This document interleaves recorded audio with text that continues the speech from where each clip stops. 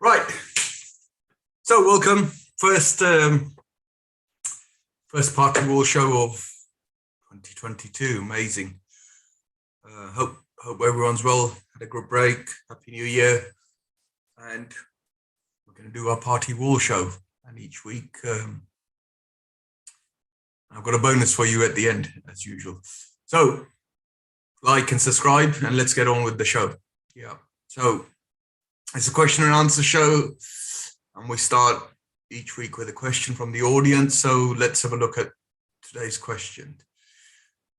We're going to be looking at, this is a sort of roughly summary, but let's have a look at the question. Notices for rear extension. If you're building a rear extension in your house, most of these questions are to do with homeowners.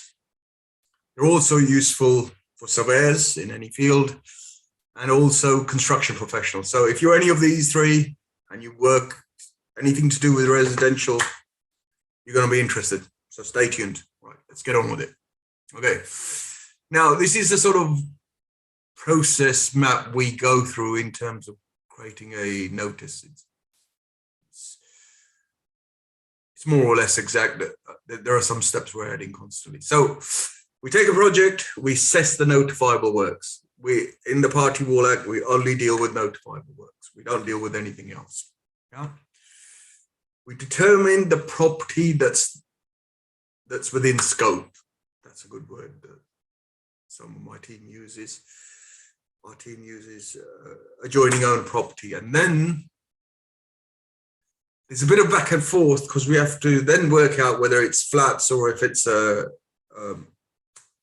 homeowner. So there's a bit of complexity here. We're going to make it simple. So let's try and simplify it for you. Basically, we then work out who are the owners, and we create notices for those owners, and we go through the notices. So going forward this year, I'm going to slightly split this up and create different trainings that are split slightly into different periods, but that's plans for coming future. I was just thinking about it this morning. We're going to change the way we do this, but for the moment, this works well. So home extensions, yeah. So for rear extensions, there's three, although there's 5 works here, 5 types of works up and down the country.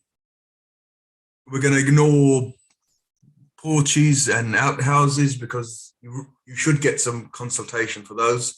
They're a bit more specialist, and you might end up doing party wall notice when you don't need to, or vice versa. Yeah. And basements, you should definitely get professional help. So leaves us these 3 and what we're doing on them. Yeah. And then we got 3 types of properties. You've got detached houses, semi-detached, and terrace. So that's where most of you will fall into, basically. Yeah. Most of the people watching will fall into. So here's a bit of a focus in on it. Let's have a look at those. So we're going to look at rear extensions today. It's nice to have a bigger extension, bigger home. Now, sorry, here we go. You'll notice at the end, it says section 6, 6.1, 6.2 occasionally, and 1. And I'm going to go through 1 next time. I didn't get a chance to create all the slides. But let's look at section 6.1. Right, so section 6 notices, requirements. This is the requirement. They've got to, I'm going to go through this in a minute, so just stay with me for a moment. Here's the rules. Now, there's 2 rules that apply for section 6.1 notice. It's got to be within 3 meters, and it's got to be lowered. The foundations that you're excavating, they call excavation, has to be lower. It's obviously not just rear extensions. It applies to when you're digging for services, i.e. putting in gas pipes and so on, all the rest of it. So if you're digging for any reason and they meet these 2 tests, you need to serve a section 6 notice. Really interesting. I had a question once saying, if you're digging to lay a water pipe, unfortunately, the answer was yes, if you're going deep enough. And it was, at this point, the owner was going 1,200, so the answer was yes. they eventually found another way of doing it. But anyway, okay, so there's your detached property. The other two don't apply in detached properties, although I'm not working through on this example. So, for example, if your most drives are of 2.4 meters, roughly 8 foot, 2.4 meters. So if it's a drive, it's a shared driveway between the two houses, that house that's near it is within a notifiable distance. Yeah. Now let's have a look at another scenario where we've got a detached house, and in this scenario where the adjoining, the nearest property is, they've each got their own driveway, so they're more than 3 meters away. This is what I'm trying to illustrate. There you go. 2.4, 2.4 and 2.4 is 4.8. So they're more than 3 meters away. That house is not in scope. It's not notifiable. Okay. Now, let's have a look at the example for semi-detached homes. Yeah. Let's have a look. So, semi-detached homes.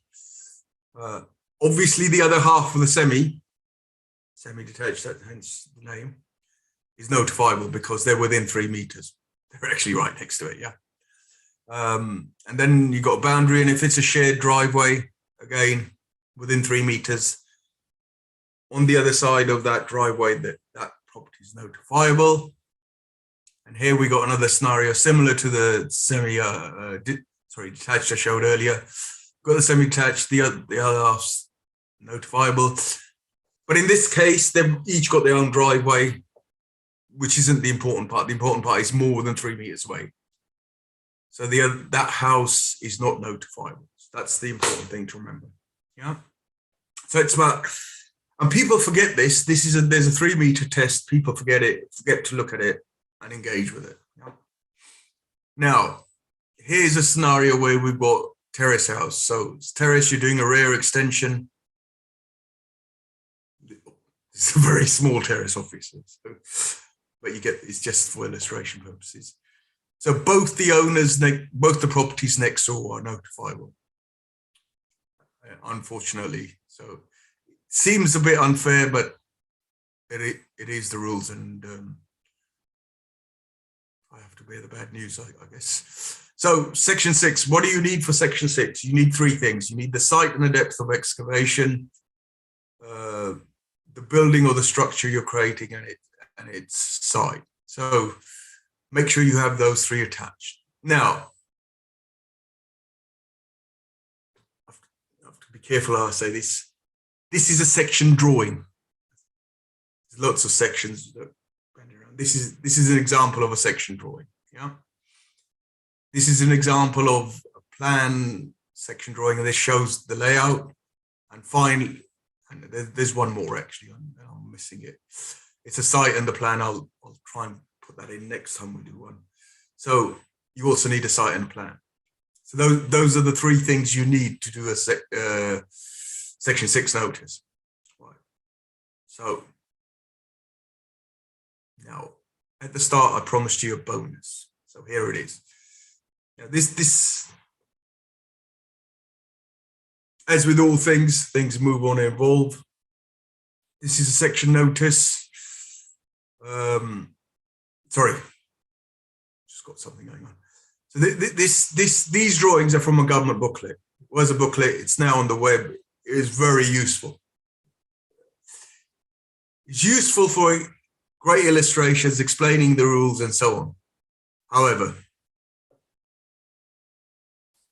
the example notices and the process they looked at is difficult to use, and it's not very friendly. So we've given the government a hand. They're busy. We've created a little process, and then we've also created example notices. And it's fine if you're a house and you've got houses next door. You've got this sort of scenario. Yep, use it. If you're again, like I said, if you're semi and you've got 1 person in scope, you can use it. Now, if you live in a house that's been converted into flats, be careful. this may not work, may or may not work for you. And if you're in a property where one of your neighboring properties is converted into flats, don't use this. It's not going to work for you. Okay, so that's the sort of health warning, if you like. I've tried to create a version where it works, and to be truthful, it doesn't. So that's part of the reason that the government booklet is so simplified. You have to take a balance between simplification and making sure it's correct. So that's part of the reason why we've said don't use it, basically. So look, hope you found that useful. This is the first show. We're going to have hopefully a show a week. Please share this and put a thumbs up, share it with people that you think will find it useful. And I look forward to doing another show next week with you. Remember, Dil, Party Wall guy. I look forward to explaining more about the Party Wall show.